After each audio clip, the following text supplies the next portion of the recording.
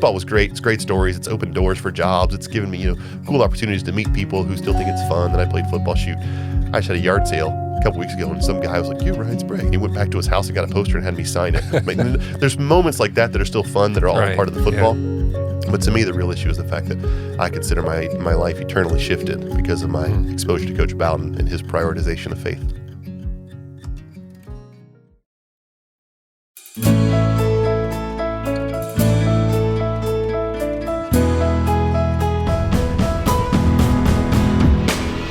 From Fiore Communications, it's How I Got Here, a show of inspiring stories from Tallahassee area leaders, business owners, and neighbors, all the challenges, opportunities, inspirations, the twists and turns of life that led them to where they are today. Everyone has a story worth telling, and I am really grateful that we get to bring a few of them to you. I truly have been changed by my conversations with these amazing people, and I'm confident you will be too. I'm Dave Fiore, and in this episode, I speak with Ryan Sprague, Area Director for the Fellowship of Christian Athletes. The father of 6 is a former youth pastor and was previously Executive Director of the PHI Center, which provides services and counseling to women who are pregnant or have young children. A former ballroom dancer and high school wrestler from Augusta, Georgia, Ryan says he didn't take football that seriously until he was invited to walk on at Florida State by defensive coach Odell Haggins. The scout team center would quickly move up the depth charts, and 2 years later was the starting tight end for the 1999 undefeated national championship team. He is an author, speaker, and a true example of how taking advantage of unexpected opportunities and knowing when to unleash the right wrestling moves can lead to great things. We started by talking about his early years. I'm one of 6. I have 4 older sisters, and then I have a younger brother. And my mom and dad both grew up in the Midwest. My dad was one of 9. My mom was one of 4. So big families. We're familiar. We were loud. We were combative in the sense of like constantly arguing with each other about time in the bathroom. And I was just kind of, oblivious to such things and just kind of go about eating my cereal and playing my Nintendo and, going about running outside and playing football with my friends, just kind of that sort of thing. But my mom is very much about the holidays, loves Christmas, loves Halloween, loves St. Patrick's Day, loves it all. She's got Irish roots, and so St. Patrick's was huge. And that was always a big part of our experience in Augusta, going to the Irish festival around St. Patrick's Day and doing the parades and the whole bit. But big Christmas traditions, big Thanksgiving. I mean, holidays were a big deal to my mom. She cooked lots of stuff. She was in the kitchen lots of times, all kinds of meals. She made a cookbook here recently for the family, and she had me write the foreword for it. And it's amazing how many memories I did have associated with food or smells from the kitchen of just the holidays were associated with these different things. And so we had I think, a very rich childhood. And again, within a large family, you had sibling bickering and problems of just, space and living shared spaces. And but generally speaking, we've stayed pretty close. I mean, there are those issues in our family where people are frustrated about things that are 15, 20 years old. But generally speaking, we all still get together for Christmas or Thanksgiving, depending on the year. And people stay in touch, generally speaking. And we've always kind of prided ourselves on a family that, even if we're in the midst of something, somebody doesn't agree about something or somebody's frustrated about something, if there's an issue that ever turned up, they all kind of rally around each other and they show up. And they, whether it's something happening out in Colorado and everybody's got to fly or something locally, we show up for each other. And so I consider myself very blessed to have had a family that cared about each other and that valued the idea of a family to a high level, and it created a very safe space for me to grow up and figure out who I was. And it's a very good thing. So my family experience was very rich, I think, growing up. Yeah. What'd your dad do? My dad was in sales, and so he was in the military, but he was in the military on the, I don't know what you'd call it, the non-engaged side. Like, he was always stateside, and he was working in like medical sales and research kind of stuff. Like and he got out of the military, relatively soon, and he got involved with private medical sales. He worked for a company called Picker for a long time, and then he was with a group called Toshiba Medical, and they sold things like CAT scan machines and MRI machines. And when he got done with that for a little bit, there's actually a kind of a bummer of a story. He was involved with the whole football thing. If you want to come back to it, he was right on the verge of being let go from Toshiba. They he'd been in like the Hall of Fame previous year, but his sales had dropped. And when I was playing football at FSU, it was before the Bowden Bowl, the Clemson Florida State Tommy Bobby game. He had a handful of deals he was working on throughout the upstate, and he invested a bunch of money and time in these clients, and he had gotten all of them tickets to go to this game. It's kind of a part of the let's close the deal thing. Right. And at least as far as I remember the story, they all came and they all went to the game, and it was all a big part of the fun, but the deadline passed before my dad closed the deals. And he ended up losing the job there, and someone else came in and closed the deals, I'm sure.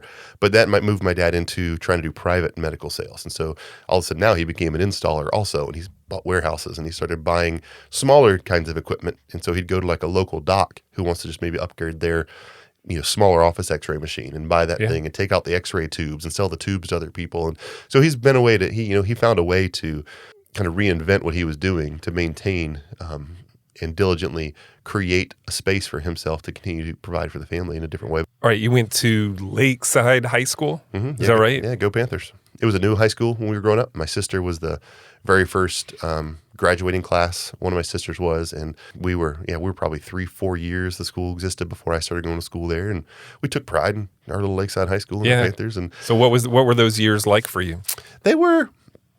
I was kind of, as I've reflected back on it now, when I was in the moment, I'm clueless. I was just being a dumb high school kid. And again, I was never a bad kid. I was never a very hyper cool kid. So I was able to avoid any kind of real, setbacks or trouble. But I was mischievous, and I talked a lot, and I knew a lot of people. And then, I got suspended once or twice just for being a knucklehead. A knucklehead, yeah. I got in a fight once or twice, but again, these are just like two knuckleheads in the same space, awkwardly brawling with one another that no one's actually fearful of, and the coaches are rolling their eyes, going, "I guess I've got to get you guys in trouble." But so nothing serious. It was just I enjoyed high school very much. I was my friends would have probably said I kind of wasted a lot of my high school years because I just was far from initiated. Like all I wanted to do was show up and talk to people and eat lunch and play basketball at lunch and hang out. I didn't apply myself academically at all. I didn't apply myself athletically at all. I have a friend of mine who used to tell me that I was a waste of height because he was very focused on getting to college and playing football, and he dedicated himself in the weight room. He dedicated himself to his diet, and he was focused, but he was 5'11", and I'm walking around 6'5", and lollygagging everywhere and just playing all the time and never applying myself. He's like, man, what are you doing? What I would give to be 6'5", right? Exactly. Yeah. So that's why you're so waste of height. And I even had another friend of mine who was more academically focused, who one day in the hallway, just like, "What are you doing? Why don't you apply yourself?" Like recognizing that if I wanted to, I could have been doing AP classes, or I could have been, pushing myself to go and apply for the great colleges. But I just, at that point in my life, you just didn't care? Just didn't care. Yeah, and I wasn't apathetic about life. Like I wasn't like a melon. I was a happy-go-lucky kid who just was content with my 4 or 5 friends and content with where I was in life. Mm-hmm. If I go to college, if I don't go to college, didn't really care one way or the other. I just was kind of just happy to be there. And you played a lot of sports? I did. Yeah, I was doing sports forever. I don't know if that was as much for my parents getting me out of the house and me now having a couple kids. We've got one in particular that if we don't keep him engaged with sports, where he's actually out burning calories and doing some stuff, it creates problems in the home. Not a rebellious kid, not a bad kid, just a high energy, passionate, ball of fire. And when he has outlets, basketball or gymnastics or whatever, he tends to come home a little bit fatigued, got some calories, and he's good. He's helpful. But when he's not, he gets stir crazy. He's just ready to go move somewhere. So you think you were that kid? 100%. No doubt about it. Yeah. My relationship with my sisters and my relationship with my parents was challenging at times. I was about a jerk of a kid. My kids laugh all the time about the fact that I'll tell stories. I was a rotten kid. I was mean. I was a bully as much as you can be a bully at like 9 years old or 7 years old. I was aggressive. I was combative. I rejected all authority. I was just an angry kid. And again, not angry for any reason, not a traumatized kid. I was just a jerk, just kind of a scut farkus kind of a kid. And that in sports was, I think, reduced a little bit, and also had less time. My parents had to be the ones responsible for me because some coach was dealing with me. Right. And so, I was swimming, I was doing basketball, I was doing soccer, I was doing all kinds of sports for as much as I could. And it actually became a problem athletically. I would fight referees, I would fight umpires, I would fight coaches, not fight, like punch them, but argue with them. And there was a day that was a big turning point in my life, that at least as I remember it, I was mad because I hit a little swing and bunt in some baseball league, 10 years old, little guy. and I thought I beat this play out to first base. Convinced I was safe. The umpire called me out. And again, we're talking city level, nobody's getting paid kind of baseball. Right. I was livid. And I remember yelling and screaming at the umpire, and I think I threw my helmet. I don't know, but what I remember is getting my bat and throwing my bat at this man. And that was the end of that. That's a problem. It was a problem. Yeah. And my dad came and literally took me off the field, out of this place, going home. And he just kind of, again, best of my recollection, the ultimatum was, you'll never do anything like that again. Otherwise, you'll never play any kind of sports again. Mm-hmm. And for whatever reason, that registered. And I kind of had a shift. There was a time, somewhere 10, 11, 12 years old, where I shifted from being that kind of a guy to, all right, well, I'm going to be like the consensus builder. I'm going to be the team guy. I'm going to use all this energy, and I'm going to become like Mr. Encourager, helpful guy. And it was as quick as a 180 as I can remember, to be 10, 11, 12 years old to do it. And I became that guy. And so I started using some of that antagonistic side of me to try to make you, my opponent, do something stupid. And so I kind of took some pride in that, ribbing and messing with you a little bit. And if I could get you mad and like shove me or say something stupid, I realized it could be to my advantage. So you became Larry Bird, basically. I didn't watch Larry Bird, but if that's how he rolled, then yes, I became a little bit of Larry Bird. Apparently he is the all-time champion of trash talking. Okay. Yeah, I was never creative enough to trash talk, but I would definitely rib you and give you a hard time. And but yeah, so it just was sports was always a part of my life. I liked being outside. I think my parents saw it as a good outlet for me, and it was something that I was doing. I mean, in whatever season was going on, I was somewhere practicing, somewhere playing, and it stayed a part of my life for a long, long time. All right. I also understand that you were into ballroom dancing. I wasn't into it, but I did it. Yeah, my mom. Well, you did it for like 4 years, right? And I actually taught it too. And my mom's tends to get what she wants, and she's unafraid to go for things. And there was this thing growing up in Augusta called social, and that's what we called it. It was an old school social manners, decorum. Boys wear tuxedos, girls get fancy dresses and wear like the gloves up to their elbows, and teaching people about etiquette and proper behavior amongst the sexes. And my mom insisted that I do this. It was just, you're going to do this. This is like middle school or high school? Middle school. Last couple of years of middle school and into high school. I don't remember exactly the years, but it was non-negotiable. You will do this. Okay.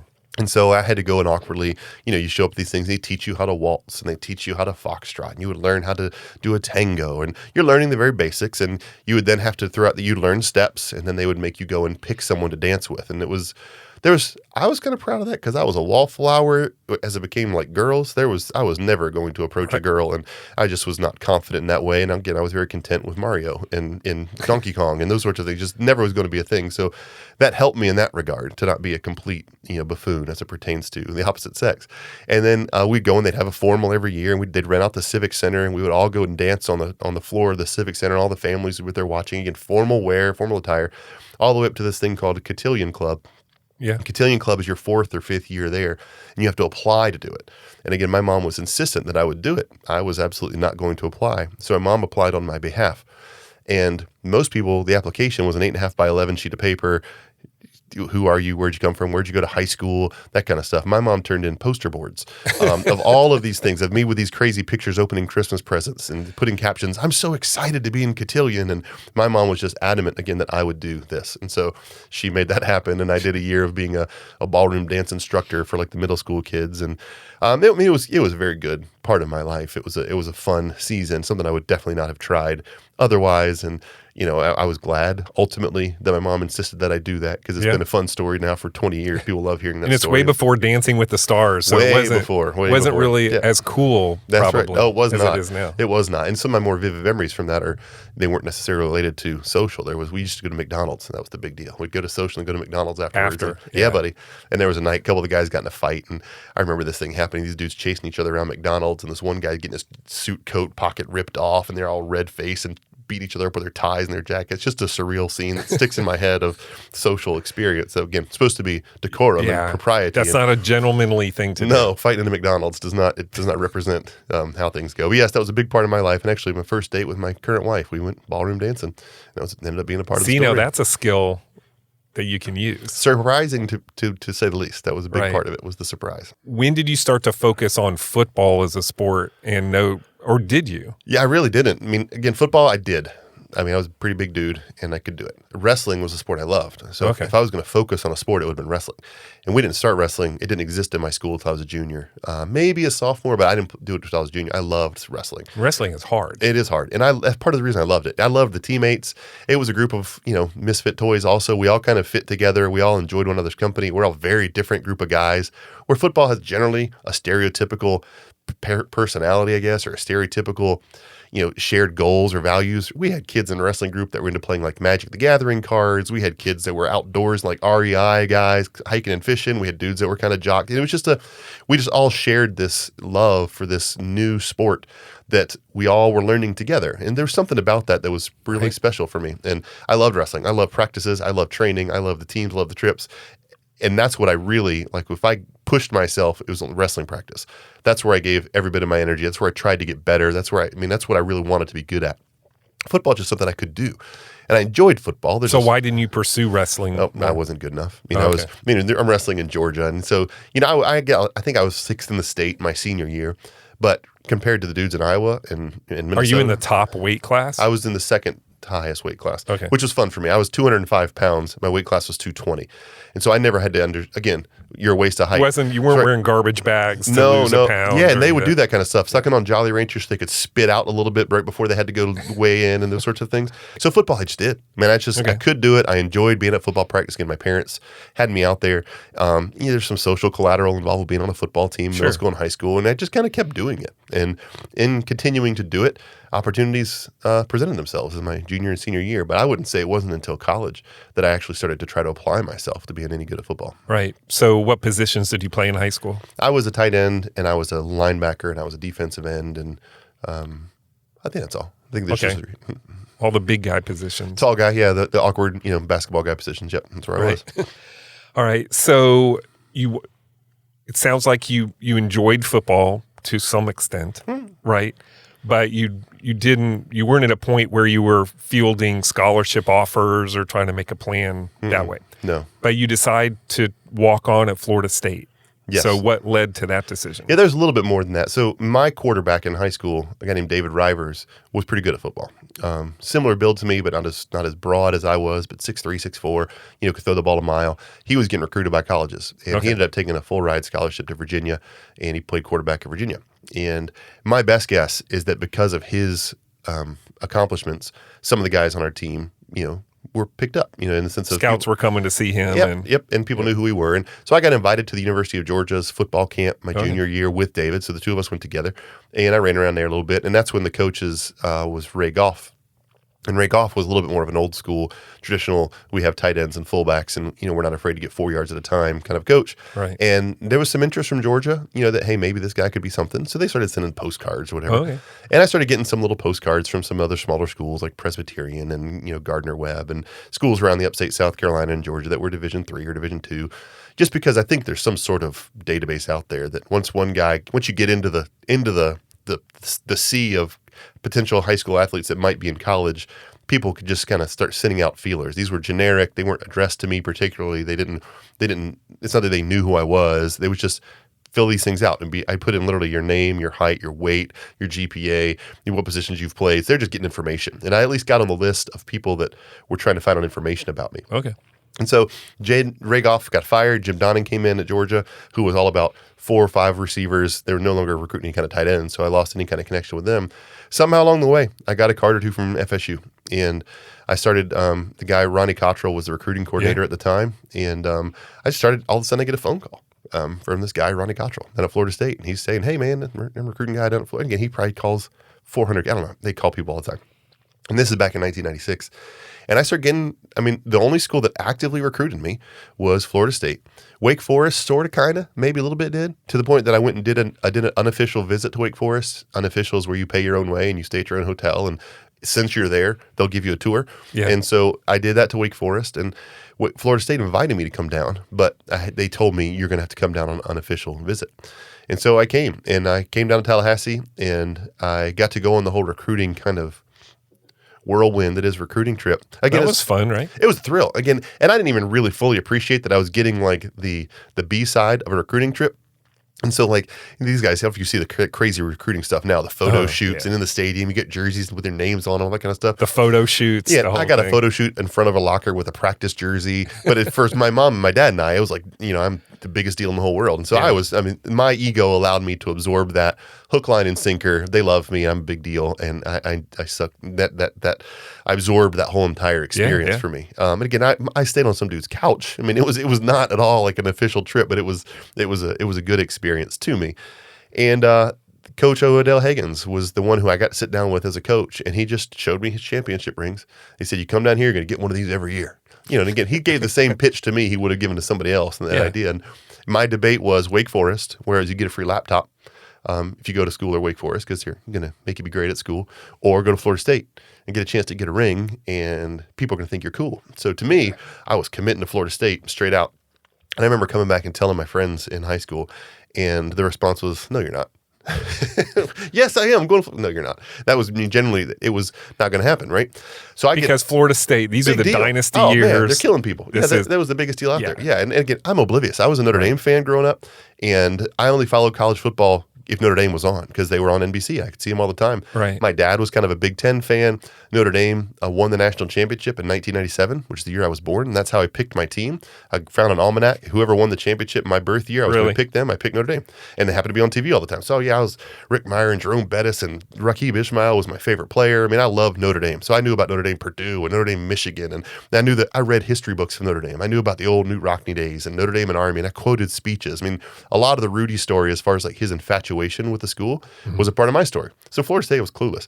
I actually, funny little side note, when I thought about Tallahassee, what came to mind was FAMU, because my next door neighbor were Georgia Southern fans, and they hated FAMU. So this is, again, the heyday of Irk Russell at Georgia Southern, and I don't even know who, Billy Joe maybe was at a FAMU, and they were going tooth and nail for championships every year. And all I knew is we hated FAMU because Georgia Southern loved Georgia Southern, and there was a school in Tallahassee. So to me, the first college football I was aware of in Tallahassee was FAMU. Right. And it was news to me that Florida State was in this town. And so that was just kind of oh, cool, they're in the same place, right on. And so it kind of came to a head in like an embarrassing way. I was told they were going to come watch me play. So Odell Haggins has called me and said, "Hey, we're going to come up and we're going to watch you play. We're going to be here this day." I'm like, "Sweet." I'm telling my friends. Yeah, you don't think I'm going to Florida State. They're coming to watch me play. So I'm telling the story. And going into like the Thursday night before the Friday game, my coach brings me in and tells me I'm being demoted to second team. And so there's this junior tight end who's, a little bit more athletic, a little more basketball, a little bit taller or whatever. And he tells me he's the one that's going to play. I'm like, "Coach, you can't do that." No, you can't do that. Florida State's coming to watch me play. So again, in my mind, I'm a blue chipper. In the mind of my student body friends, I'm living in a fantasy tale.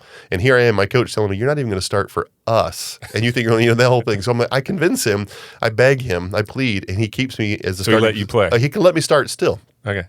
Crazy thing, Friday of the game, telling me, "Yeah, Florida State's going to be here." I get a call from Odell. "Hey, man, Coach Bowden's bringing us all in. We got to get ready for something. I'm not going to make the game." So all I've now got. Now you look like you made it all the whole thing. All I've got is this legend of this is what was going to happen. And so, again, I had plenty of friends that still didn't believe that I was going to be there until actually, I'm in Tallahassee and telling them what was going on down there. So it was a funny thing. But eventually, Coach Cottrell told me, "If anybody offers you a scholarship, take it. We don't have one for you. But if you don't have any other scholarship offers and you want to come down, you can come down and walk on." And so that's what I did. So came down here in August of 1996, and myself and Clay Ingram was a recruited walk-on at the same time, who's now works in the president's office at FSU and was a representative here in the state. He and I were in the same class and in the same recruited walk-on situation. So there's 4 of us staying in an empty dorm because we couldn't go to the players' dorm. We weren't allowed there because we were on walk-ons. So was there the preferred walk-on status then? That's correct. Invited walk-on as opposed to, "Hey, I just want to try out." That's right, which meant we got to come during 2 days before school started. So the big difference was that we were in a group of 7 or 8 or 10 of us. I don't remember how many. And we were there the same time all the other freshman kids showed up. So we were there for 2 days with just the other freshmen. So the idea of somebody knowing what your name is and you feeling a little bit more like you're a part of the group has higher probability than if you're one of the walk-ons who shows up just the first day of school and you're 3 weeks behind and you're in an anonymous crowd of people. So the preferred walk-on advantage really is that you have the possibility to be known faster. And I think being known is a big part of how I ended up getting a scholarship and getting to play more. But that was what the preferred walk-on scenario was for us, is I was out there just kind of, and it was scary, man. I remember the first guy I kind of met was Henry Crockett. And Henry was, I guess he was a senior at that time, and he hadn't played the NFL for a while. But all I know is I came down the hallway toward the locker room, and I saw an upperclassman. And I was starstruck. I didn't know who he was. I didn't know anything about FSU, but all I know he was an upperclassman. And I was mortified to talk to him. And I was like, hey. It's like, hey, and I was trying to figure out how to get to the locker room. It was just a very awkward interaction with a guy because I was just overwhelmed with the reality. Like, can I believe this is like where I am and what I'm doing? And this guy's like some sort of superstar, I'm sure, in that whole idea. And so and legit D1 athletes look different too, right? Yes, they do. Different than me. So that's for sure. And again, than what you were used to being around. Right. I was tall. Right. So I was tall. I mean, I was 6'5", but I literally came to school at about 205 pounds. So I was thin. I was lanky. I had no muscle anywhere. And I was running. I remember there's guys coming in that were muscles everywhere. They looked like professional wrestler guys to me, and they were in my class. Then I saw guys like Andre Wadsworth who were 4 years into the program who were 280-pound machines. And I definitely looked different. That was again, I struggled again with, do I fit here? Am I going to make it here? These guys are all stronger than me. They're all faster than me. They all are, Tom Papali was Mr. Football in Maryland, and they had Mr. Football from Texas, and this guy was the number one linebacker, and that guy was, they were recruiting anybody they wanted. Came to Florida State from all over the country, and I'm saying, what am I doing? So what is your role day to day on the team? Are you like on the scout team, and you're like getting beat up by the starters every day, or what was that like? Yep, I was on the scout team, and so I was playing center. I don't remember what year they decided that I was going to not play tight end, but I was going to play center.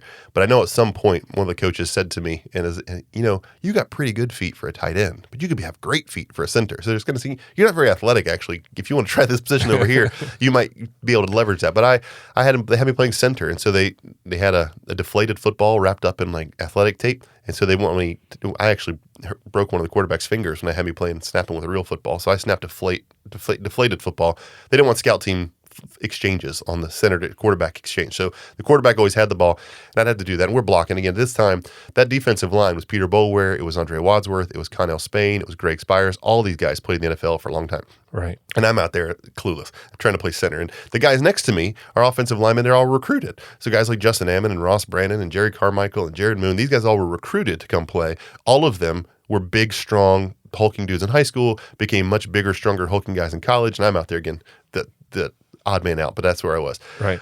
So I was doing that. And I played tight end and center during that time. And yes, got beat up. It was never going 100%. Like as a scout team, we were never going fully live.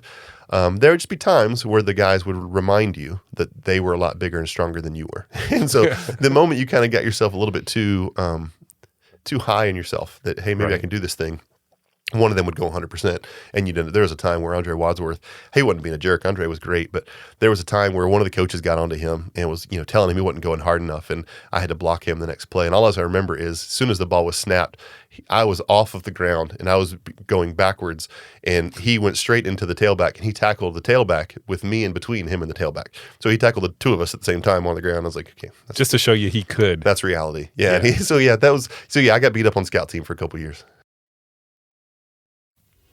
Hey everybody, just a quick reminder that this episode is brought to you by Fiore Communications. Just like people, every business has a story to tell, and we've been helping our clients tell their story since 2001, because who you are as a company is just as important as what you do. To learn more about how telling your story can make a difference in your business, visit fiorecommunications.com. Thanks again for listening. Now back to the show. All right, so what was the transition from that walk-on kind of not really in the mix so much to becoming a scholarship athlete and getting a lot of time on the field and being an important part of the team? Well, it goes back a little bit to wrestling. And I believe that when it was my freshman year, the guy named Connell Spain was one of the defensive tackles, and he was fireball, big, strong fireball, but he was fireball. And he was jawing with one of the guards that I was next to. You're going too hard. Slow it down there. We're not here to be superstars. That kind of rhetoric. And for whatever reason, maybe it was that desire to protect my teammates that I talked about, but for whatever reason, I decided to tell Connell Spain to shut up. In whatever words I chose, it was like, hey, back off, idiot. Something along those lines.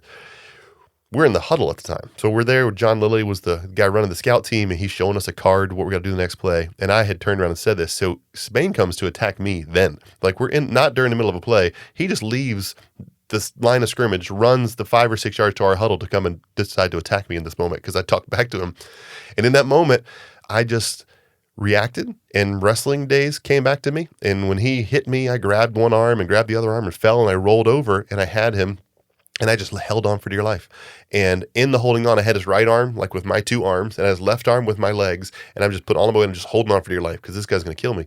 And they came over there, and this probably took 6 seconds. I mean, because it was just unexpected. They all just did a fight in the middle of the doll. But by the time I got over there, Odell had come over there, and Odell's a big dude. Yeah. Odell pulled him off, and then was in the middle of us. And again, he started yelling at him because he, did what he did. And again, college kids.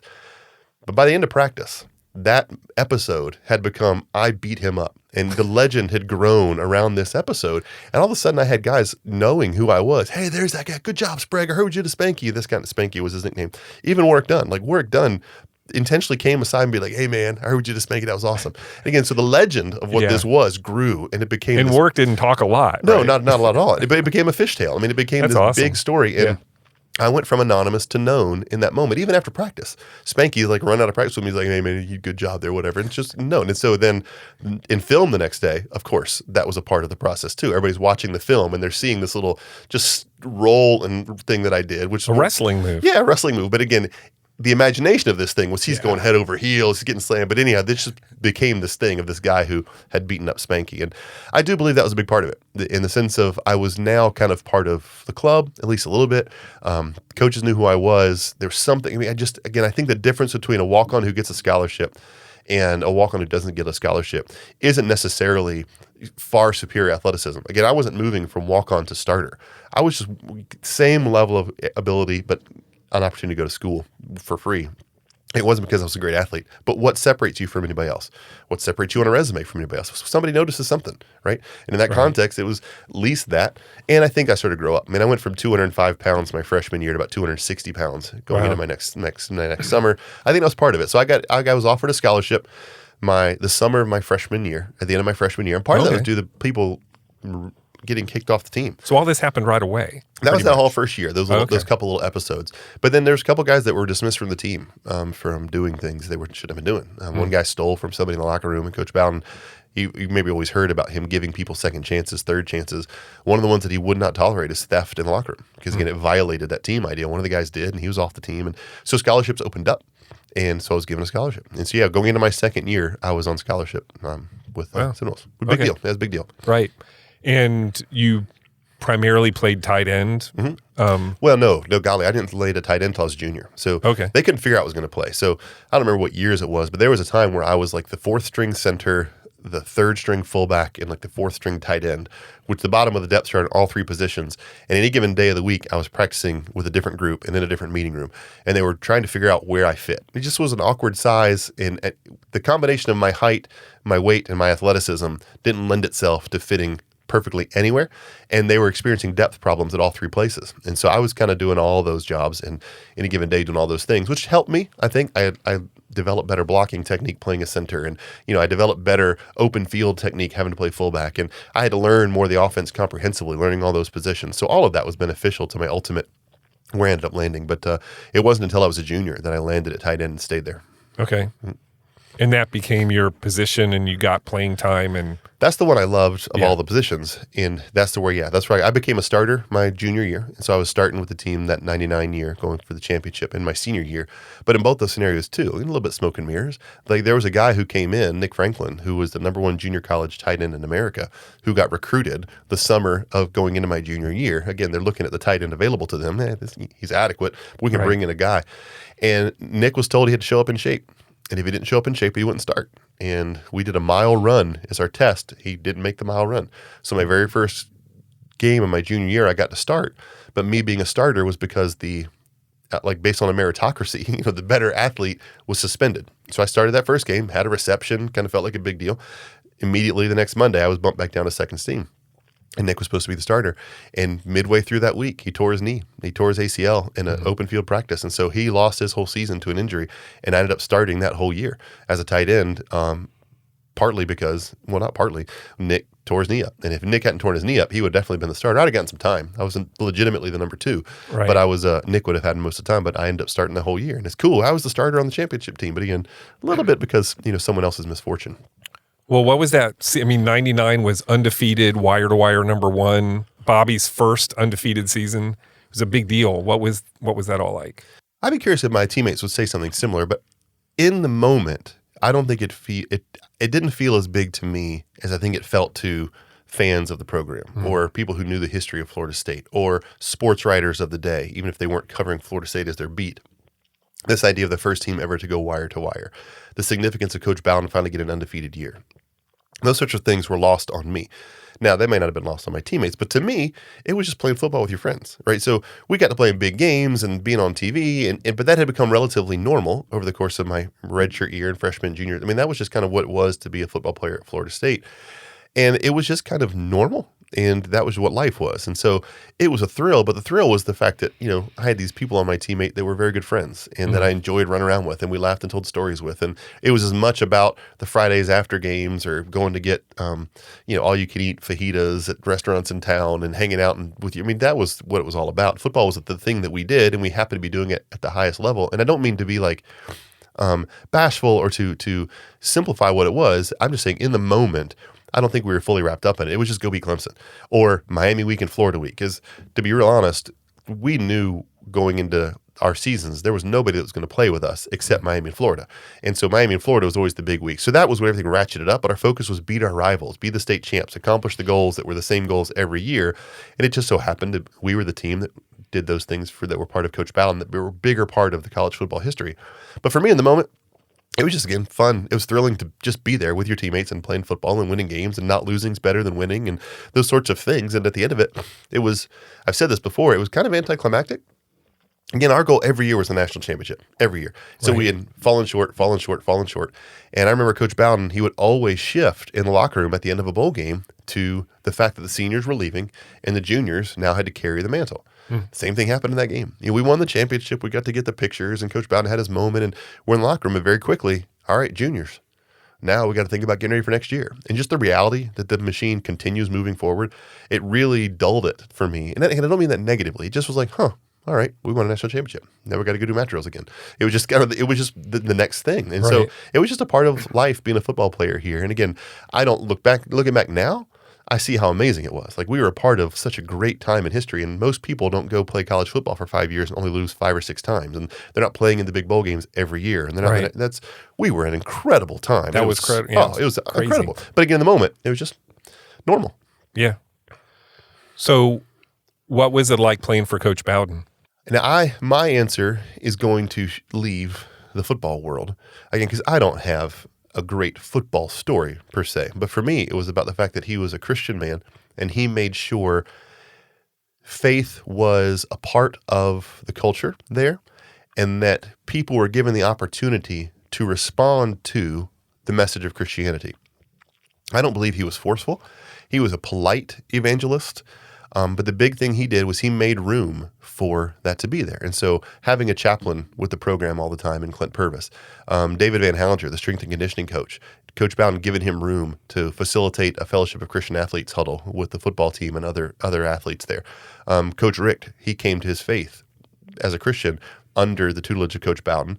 Again, they went through a tragedy as a team, and Coach Rick went to Coach Bowden with the big questions of life, and he came to believe in Jesus Christ, and he became a Christian. So when I look at playing for Coach Bowden, it's the fact that when I came to Florida State, I was not a Christian, and then when I left Florida State, I was a Christian.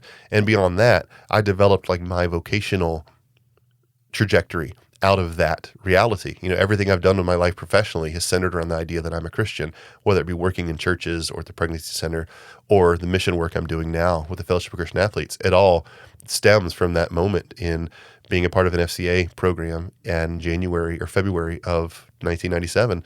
All of that was possible because Coach Bowden made room for that to be a part of that culture there. So to me, football was great. It's great stories. It's opened doors for jobs. It's given me, cool opportunities to meet people who still think it's fun. And I played football. Shoot, I just had a yard sale a couple weeks ago, and some guy was like, "You Ryan Sprague," and he went back to his house and got a poster and had me sign it. There's moments like that are still fun, that are all part of the football.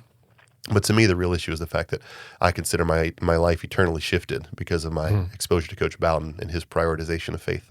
You mentioned it earlier, but another important thing happened in college. That's that you met your wife, Jenny, there. Mm-hmm. So what was that circumstances? Was it you were at an FCA event, and I'm sure you just caught her attention and she ran right over to you and had to meet you, right? To a degree. Really? Playfully. No, we laugh with the story because she tells me that she met me 3 or 4 times before I realized that I had met her. And, she'll playfully say it's, because I hadn't caught her attention appropriately. I was too big of a big deal. I was looking for other people to talk to, or however she likes to kind of playfully remind me that she knew who I was and knew my name, and I had not made it a priority to prioritize learning her name. And so she'll tell that story. But no, we were at we did FCA together at FSU, and we're involved with like the weekly gathering. And there was a time that I remember where we were at a camp together. I think it was camp, but she was playing up on stage, playing the djembe. And I just saw her up there playing the djembe and watched her smile. And it was in that moment of kind of seeing her. So I was like, oh, who is that girl? And again, she will laugh and say, are you We've kidding? met 4 times. We've had dinner twice. That kind of an idea. But that's what I remember kind of noticing this person. And she very quickly became a big part of my life. And I was, again, I told you earlier, I was an awkward person around the girls. And I remember we like to tell the story too of how I first kind of asked her out on a date. It was this awkward scenario of me being at her apartment with her roommates and a bunch of guys. We were all hanging out, just being college kids, doing whatever we're doing. And I intended that day, like to ask her to on a date or whatever.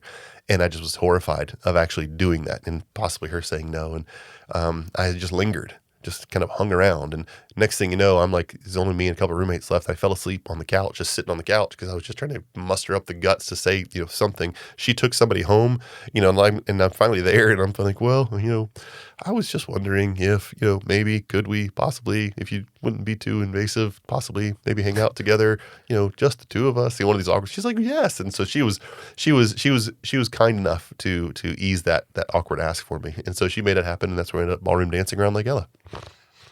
All right, so after you graduate, you actually have a shot in the NFL with the Steelers, right? Mm-hmm. You had a tryout, or where did you go as a free agent, or what happened? I guess technically speaking, I was a free agent, so I didn't get drafted.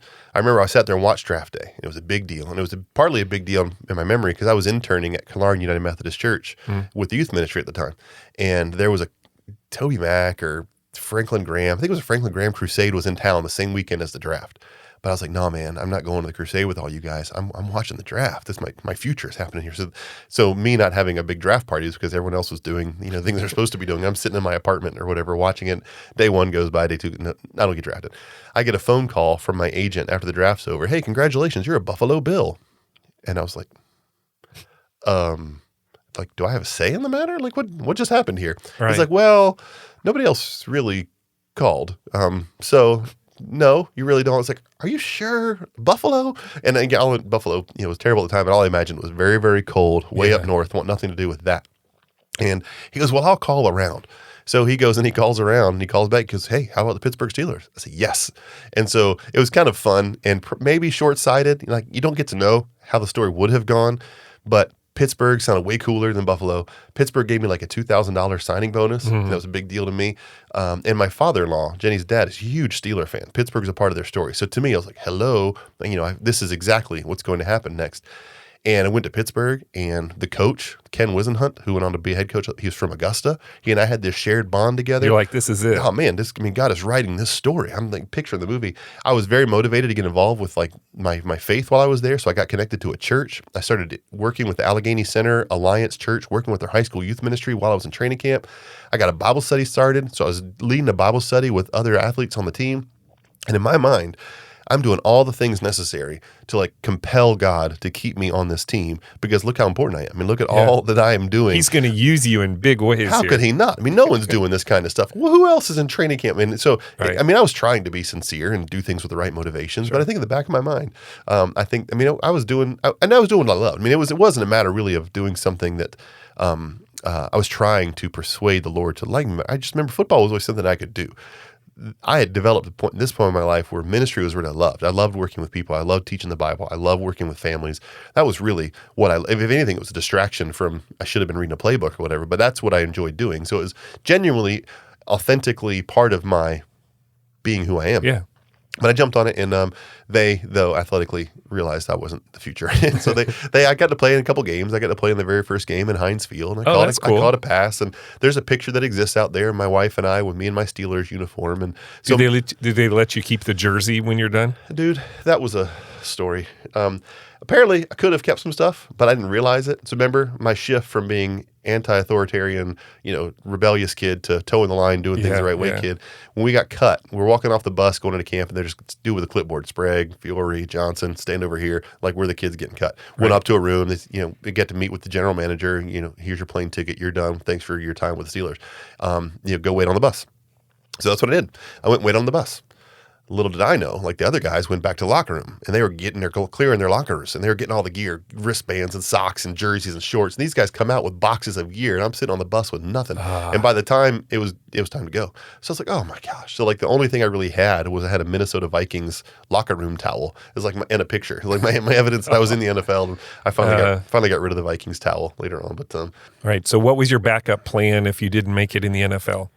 Listen, Dave, I still don't have a backup plan. My whole life is I'm just whatever the next thing that shows up, I kind of do. One of the reasons I named my first book Grateful was because there was not a matter of, it wasn't about ambition. It wasn't about being the locker room guy. It was just about, hey, I'm at Florida State. Whoa, hey, I'm starting in a national championship. How in the world? So the only sentiment I could use to express that experience is I'm just grateful. Like this was what a journey, and so much of my life has been that. I've never been one with a strong backup plan. I've seen the guys on Twitter these days. You need to have like 4 streams of income today because what's going on with the economy and what's this. I don't know how to think that way. And so I just kind of do whatever's in front of me best that I can with my imperfections. And so I don't have a backup plan now. Didn't have one then. If I played in the NFL, great. I knew in my mind I wanted to go in church ministry. Like I thought I was going to be in youth ministry and the NFL was going to be some cool thing that I did for a year or two to pay off student loan debt. And then I was going to jump into youth ministry. But that would have really been my plan A. And football was just something I was doing. And then as soon as that ended, then I was going to go into youth ministry, which is what I did. And that's what you did, right? Yeah, I went straight into church work from that moment forward. Mm-hmm. Okay. And you were a youth pastor in Minnesota and then North Carolina? Holly, Minnesota, which is like 10 miles outside of Fargo. And so I don't want to go to Buffalo and end up in Fargo, North Dakota. That's nice. So however God works at it. It's always made me wonder. End up in Fargo, was there for a year. And it wasn't the right fit for us. We committed to a year, we served our year, and then we left. And there's a whole fun story there about buying a house that was 100 years old and remodeling while we lived in it. And the comedic tragedy that was living in a house your first year of marriage, thousands of miles away from home in a totally different culture that puts some stress on a marriage that one day might be a book, but involves dogs falling through the floors and chimneys falling over. It's like that movie, The Money Pit. It was very similar to The Money Pit. Very similar to The Money Pit, except it was a tiny little 20 by 30 house and not a 6-bedroom mansion. Anyhow, so we did that, but had left there and ended up in Highlands, North Carolina. And we worked there for about 7 years at a church called Community Bible Church, right between Highlands and Cashiers, which again, who gets to live in Highlands, North Carolina? I don't know if you've ever been there, but it's like a playground for like wealthy people in the Southeast. It's beautiful. One of the most beautiful places in the Southeast. I'd never heard of it. We just applied to this random church that we were sending out resumes all over the place of who knows where. And we didn't want to go too far out of the Southeast. And that was a church looking. And again, funny story. On the search committee, there was a guy named Brian McClellan. Brian McClellan was just a college football junkie. Loved it. And so my resume did not measure up to most people that are applying to churches that are reputable. They have been to seminary. They got experience in church. I have nothing. I went to Florida State.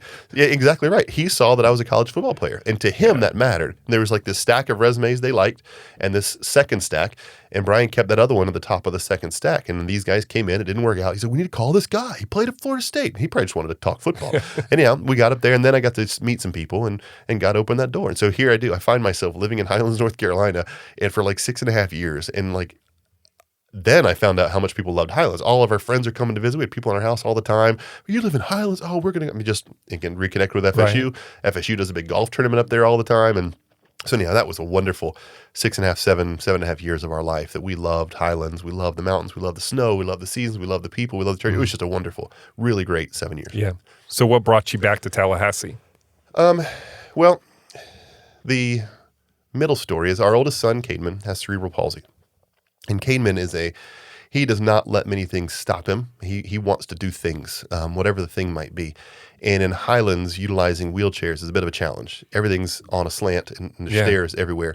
And it is a small community based on like, a downtown. They sell fudge and expensive clothing for women and random antiques, a couple churches. And then there's all kinds of people that do landscaping and home building. And you don't have, a strong hub of resources and community service events kind of stuff. So as came in and wanted to do more and more stuff, we kept finding like, you can't. Like he couldn't play sports up there with me pushing him around on a wheelchair. They just didn't allow it. And so when he started showing more and more interest in the idea of wanting to do things, and we realized that his ceiling there was kind of met. His thing option was not there. We were open to the idea of a potential move. And the opportunity to come to Tallahassee presented itself from the church that we were a part of in college. The pastor invited me to come back and work with him in kind of a Jimbo Fisher, Bobby Bowden kind of a way. He was going to have me come in and replace him. And so we jumped to that opportunity. We moved to Tallahassee, and one of the first people we met was a lady named Christy Carter, and she was working with the disabled community at the time, and she got us plugged in, found a physical therapy service. We found out all the different opportunities for him to go and be involved in sports. We got involved with this thing called Miracle Sports, which is a part of the Florida Disabled Outdoors Association. Long story short, I was running Miracle Sports eventually, and it was a chance we're out there. Caden was getting what he wanted to do. He wanted to play sports, and so that was a big part of it.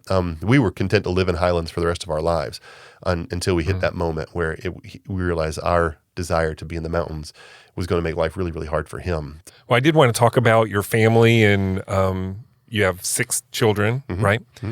And with Caden being one. And so what have you learned about yourself and your family, and the community and what that means to take care of the needs of a child, that has special needs?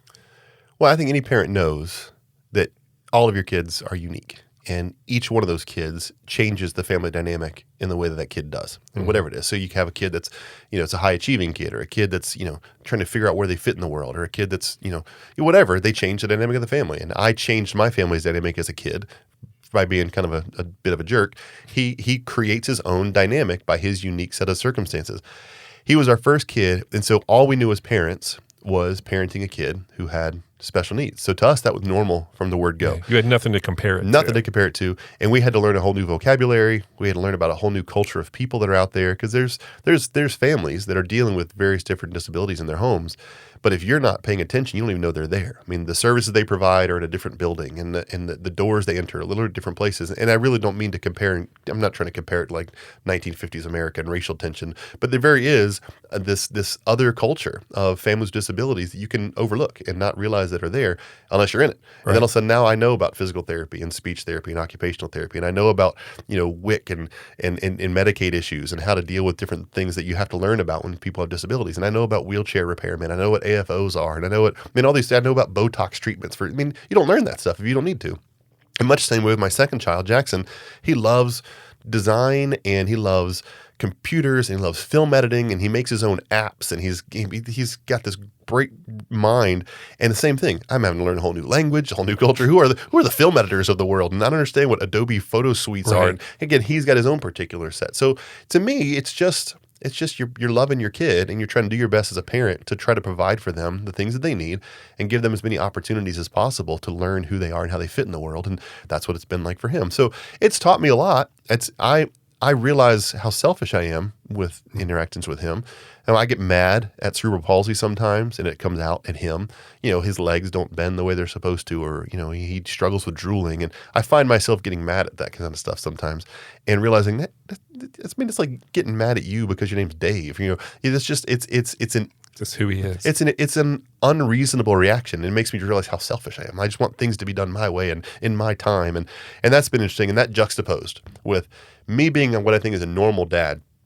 I can't tell you how many times I've had people tell me, you're the best dad ever. You bring tears to my eyes watching you do whatever. And I've had those moments, and all I'm doing is I'm helping him out of a wheelchair, or I'm helping him stand up at a church service because it's the stand-up time, so I'm picking him up, or we're doing things like that again, to us, it's just normal. We all want to go hiking, so we're all going hiking, and he's going too, so I've got a kid on a backpack. But people see it, and it's foreign to them, and they're like, oh my gosh, best dad ever. I'm like, no, dog, not the best dad ever. I'm a selfish jerk, and I happen to have a kid who has different needs, and so you're getting to see me do something, but you don't know what's going on in my head and my heart. And the fact that I now know that people appreciate me for me being a good dad, and I'm kind of feeling a little bit of my ego being stoked, because now look at me helping my son, and people think I'm a great guy. So I'm a big mess. But yeah, he is Caden, and he has his particular qualities that every one of my kids has their own particular qualities, and they contribute something in a unique and beautiful way to our family that we all have to learn how to work with. Right.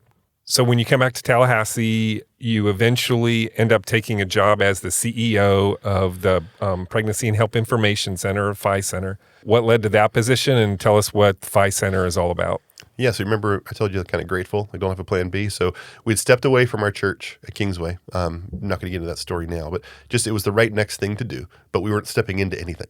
Like I didn't have a job. I didn't have insurance. We were living in a parsonage. I didn't have a house. We even didn't have credit.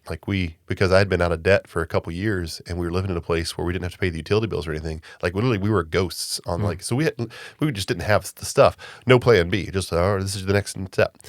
And my wife was walking around the 1 Week Boutique, and she had our 4 boys with her, and she was pregnant with our first daughter. And because her fingers were swollen a little bit, she had no wedding ring on.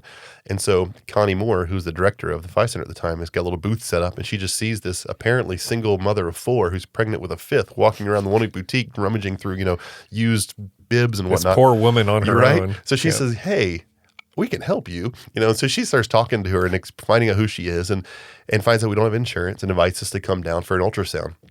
And in the conversation, she finds out that she's married and her husband's a pastor and all that kind of stuff. So we go down there for an ultrasound, and we didn't know what the PHI Center was. I never heard of it, didn't know anything about it. I knew about a women's pregnancy center because we'd gotten the letters over the years working in the church world, and we had to go research, what is PHI Center? Who are they about? We found out they were a Christian place. We found out they were a pro-life place. We're like, all right, cool, we can go try that out too.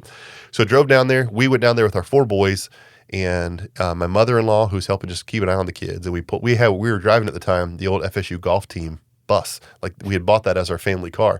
And so we pull into this place with the Seminole logos on the spears on the side, and they just come pouring out. 7 of us come pouring out of this van, and we kind of just take over the PHI Center. No one else was there at the time. Jenny was getting her ultrasound, and we got to see our little daughter Lucy for the first time. We got to show our boys an ultrasound and see what their daughter sister looked like. And it was a good moment. And I'm unemployed at the time. And as I'm walking around, I'm telling Jenny, I was like, I wonder if I could work here. Is there anything available to us? And I'm literally in the back of the building having this conversation with Jenny I'm just looking for work. So I decided I'm going to go ask Connie if there's any chance for me working there. And I walk up to the front of the building where she's standing, and she goes, would you ever consider working here? Like before I could even get the word out, I was like, get out of here. So we go, and she has a conversation with me about the possibility of coming back. We leave, and she calls me like an hour later, and she says, hey, what are you doing? It's like, whatever you need me to do. And so she has me meet her at a coffee shop. And we go meet out there, and she tells me her plan, that she's told the board that she's going to be retiring. They want her to create a succession plan. She doesn't know why, but she thinks I'm supposed to be the one to come and take her place when she leaves, that she's got this person coming in for an interview later that she's probably supposed to hire because they've got experience in the pregnancy center world or whatever. But she goes, for whatever reason. And so she's talked to the rest of the staff that was there. And because we'd had some common bonds, Karen Luger was there, and her and I had some overlap at Colonial United Methodist. There's a lady in Minnesota named Carrie Abbott who had done some abstinence training that I'd been a part of as a youth pastor and done some teaching on myself, and they loved Carrie Abbott. So we just had a little common interest. Yeah. But she ran it by them. What do you guys think about this guy coming in and being my successor? Like, this sounds great. So again, they've known me for 2 hours. And so she's telling me that, hey, I want you to come in and be the CEO. So I said, listen, I need a job. And if you agree that I don't share your picture that I'm going to be the CEO of this place in 5 years, and you know that I'm actually actively looking for other churches to work at, but you'll allow me to come in knowing I just need a job, I'll take it. She goes, okay. She kind of smirked and took it. And then 10 years later, the longest job I've ever held, and I was the CEO there. She thought it was going to be a 3 or 4 year plan, ended up being about 18 months, and I was the CEO there, and she had felt the Lord let us go. And then I started doing that, which was an eye-opening whole new world for me as a human, as an employee, as a missionary, as a father. It changed my life significantly working there. Yeah, well, let's talk about that. What is the core of what the PHI Center is, and kind of what impact does it have on the community? It is an outreach in Tallahassee that is motivated by the gospel of Jesus Christ to extend compassion and mercy to a community that needs it. Now, it centers around this issue of abortion, right? So the issue of abortion is what's legal and what's not legal and what happens and what's going on with the life of the womb. There's all the philosophical, legal, theological, moral questions surround that. We, at the PHI Center, we have our beliefs. Life begins at conception. All life is made in the image of God and is worthy of protection. We should honor and show dignity to all people. That includes moms. We believe that the best way to intervene and to help a woman, a baby, find the opportunity to live is to love that mom so thoroughly well that she realizes she has the means around her. So we're compelled by the gospel to reach out with compassion and mercy to people who are in need. Most of the women that we worked with were in need. They were not in strong marriages or in strong relationships at all. Financially, they were struggling. They were dependent on the government for whatever reason why. They were experiencing struggles with their extended family, uncles and brothers and aunts and whatever. And so we'd find these people in various forms of crisis. And so our job was to listen to them, to hear them, to get to know them, to appreciate them, to affirm them, to build them up, all with the goal of understanding that motherhood is natural. Having a baby develop inside of a woman and delivering that baby is natural and good. And we wanted to help them see that vision and to give. So never did I get into like a philosophical debate. Never was I in a political debate with a client. Never was. I mean, that's not what the reality is. The reality is one of our staff sitting across from some girl who's coming in and who's almost all of them wanted to be moms. Many of them weren't ready to be moms in that moment for whatever their circumstances were. So it was a lot of crying. It was a lot of listening. It was a lot of hugs. It was a lot of reassurance. It was a lot of, are you aware of all the services in the city of Tallahassee that are there to help you? Do you know there's this? I mean, that's what it was. It was a lot of it was just reassuring. You know, it was somebody who was fearful of the next step, not aware what that step's going to look like, right, and helping them see there is a way here. So again, I think the Christian response of compassion and aid and assistance to help reassure and to come alongside is a necessary part of the solution. Yeah. Okay, so you were there for 10 years, like you said, and do you feel like you moved the needle or accomplished your goals or, got done some of the things you set out to do? I would take that all the way down to an individual level and answer the question, yes. There are 9 and 10-year-old kids right now in Tallahassee that are second and third grade kids that don't realize that they have a shot in this world, because one of the staff at the PHI Center loved their mom well. And help their mom realize that abortion wasn't the only option they had, and they could give that kid a shot. And if that's true of one, then I would say arguably, job well done. We did something.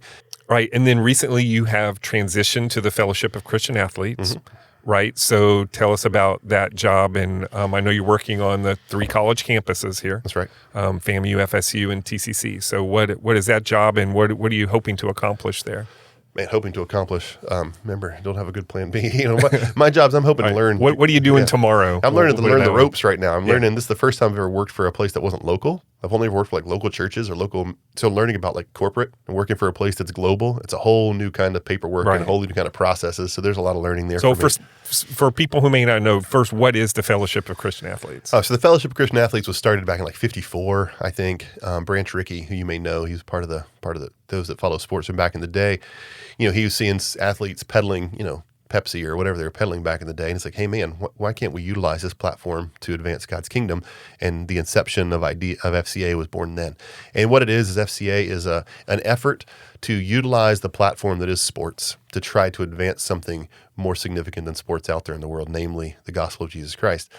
Right? At the heart of FCA, that's what we're trying to be present in. The fact that, again, yes, people love basketball and they love golf and they want to watch football teams. And God has given us these bodies that can do incredible things. And sports has become a big part of our culture. But at the end of the day, it isn't, those big questions in life. It's not dealing with why am I here? It's not dealing with what's going to happen when I die. It's not dealing with what happens when my mom gets cancer, where those are questions of theology. So FCA tries to step into that realm of sports and bring those things into that space. All right. You mentioned earlier about the books you've written, so I wanted to touch on the fact that you are an author. So you've written 2 books. You've had 2 books published, right? Yes. So tell us about those real quickly. Well, in full disclosure, self-published. Okay. I published those books. Right, it's still published. Still published, yeah. Still went through the process. Had to learn about cover art and learn about formatting and learn how to... But you didn't get the big bonus up front or anything. No bonus. And I learned a little about commerce. And the closest thing I know about small business is my first 2 books. Yeah. So Grateful was my book, which is an autobiographical memoir of my 5 years at Florida State. I was blogging at the time about writing about my son primarily and just processing my own thoughts and minds through a computer screen. I was entering the blogging world. This has been back in 2004 or 5, whatever. Right. My friend goes, "Man, I'll tell your story. I mean, your story is an interesting one. Walking on and being a part of the championship team." And he's one of those guys that's a sports guy, loves it. And actually was one of my friends. Like when I told earlier, the people in my life that were running around with me at 9 years old and doing the Goonie Trail or whatever was one of those friends who's in Atlanta. And we haven't stayed terribly close, but he just calls me or we're texting, emailing. He goes, "You really ought to write your stories." I wrote that first book, but then I had to go, okay, how do you print these things? So I had to get friends. So my friend Matt Thompson over with in town, he heard about it, and another friend of his introduced me to him, and he got excited about helping me. So he found me a cover artist. He helped me create a website, and he just like pro bono because he loves FSU, wanted to get that story out there. So again, grateful. Matt's competency in social media and Matt's skills and people he knows that got put behind that book that most people self-publishing don't get. I mean, I have a beautiful product that was created by people who I couldn't afford because Matt just thought it was cool to help. Right. And so Matt was so generous with his time and with his connections to get me started. So I had to go and find the money to print a couple thousand books. So I did, printed a couple thousand books, get Rose Printing here in town. I got to learn about the book printing world and all. It was just a fascinating thing to go on. And then I had to go sell those things. And by God's grace, I sold every book that I wrote. So we sold a couple thousand books. And that's great. I was able to kind of buy groceries based on that. And it was easy. I could go to Panama City and talk to a football group about football stories, and they'd buy my book. And I go to Orlando and get to go hang out and talk football with Seminole fans. And they'd buy the book, and it was win for me. All right, final two questions. One is, Ryan, looking back, what would you say is the one thing or person that changed the trajectory of your life to this point? First name that comes to mind is Randy Hill. Randy Hill was my wrestling coach in high school. And between my junior year and senior year, again, at this time, I'm starting to get nibbles from colleges. I got a shot to possibly go beyond that. I had failed my French class my junior year, and I didn't care. Remember, I was not a very motivated student. And I didn't want to deal with summer school. I didn't want to deal with telling my parents. So I kind of just, didn't tell anybody. I'm running around the gym one day during the summer, and I hear this girl, "Why are you so stupid?" What? And this is my wrestling coach. He's yelling at me, "Sprague, why are you so stupid?" What's going on? "You failed class." And he starts explaining to me that because of that, I wouldn't have my foreign language credit, which meant I wasn't going to be able to get to college, which meant I was throwing. He literally grabbed my ear like out of an old sitcom, walked me to the guidance counselor's office, got me enrolled for summer school, made me stick around and get that done. Had he not done that, as just a teacher who cared and saw somebody with potential throwing it away because he was lazy and unmotivated, and got me to go suck it up and finish my foreign language requirement, I'm not going to Florida State. I have none of those opportunities that open their door. And so, you can move that story back wherever you want to, but when I think about it, it's one of the reasons I look back fondly on that particular man. Right. Is I loved him as a coach. I just enjoyed being around him. But he had the guts to, jerk me up by the scruff of my neck effectively and help make a decision on my behalf because I was not mature enough to see the consequence of that and the weight of that going forward in my life. And that was huge. Major turning point in my life for everything else that happened forward was that's amazing. My gym teacher, wrestling coach, who wasn't going to let me be an idiot. Yeah. All right, final question. The podcast is named How I Got Here. So we've talked about how you got to this point in your life. And I'm laughing now because I know what the answer is going to be. I'm laughing because I think I know the question. Where do you think you're going to be in 3 to 5 years? And I know you have no idea, but I still want to throw it out there for you. I'm confident I'll still be working with Florida State and working with Fellowship of Christian Athletes here in Tallahassee 3 or 5 years. I'm excited about the fact that we do work in Argentina, and we didn't get into that part of the story, but FCA is organized in such a way that the Panhandle of Florida, our kind of sister nation, is Argentina, where we work there. And I got to go there this summer, and Argentina's got a little soft spot in my heart anyway for a couple different reasons. So that's a cool opportunity for me. So I imagine 5 years from now, I will be working with, again, a team of 15 to 20 other people working on the college campuses, and we'll be in a season where we're taking college students down to Argentina and welcoming people from Argentina back to Tallahassee and creating a fellowship of mission that we're doing in that regard. And I'm excited that will be present. I'll have 2 kids who have graduated college by that time, and I'll have other ones in college, so I'll definitely still be in the throes of business of domestic responsibility. But I'm pretty confident vocationally that's where I will be. I will be doing that. If I were dare to be so bold as to project a dream, 5 years from now, I would love to know that there's a 3rd book out there with my name on it that I've decided to dedicate my time to creating. And I will be speaking Spanish by then. Again, I'm learning Spanish now. I bet the whole Argentina. So I think 5 years from now, I don't know if I'll be fluent, but I'll be speaking Spanish. Larry O spoke it out into the space, right? Now I'm going to be that would help in Argentina. Yeah, that's my goal. I felt like such a jerk, dude. When I was down there and I didn't know the language, I just felt rude.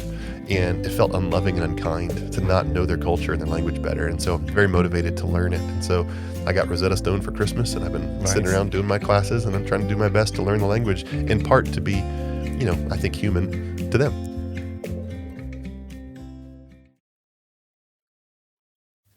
Thanks for listening to the show. You can subscribe at Apple Podcast, Spotify, or wherever you get your podcasts. And while you're there, please leave us a review. It really does make a difference.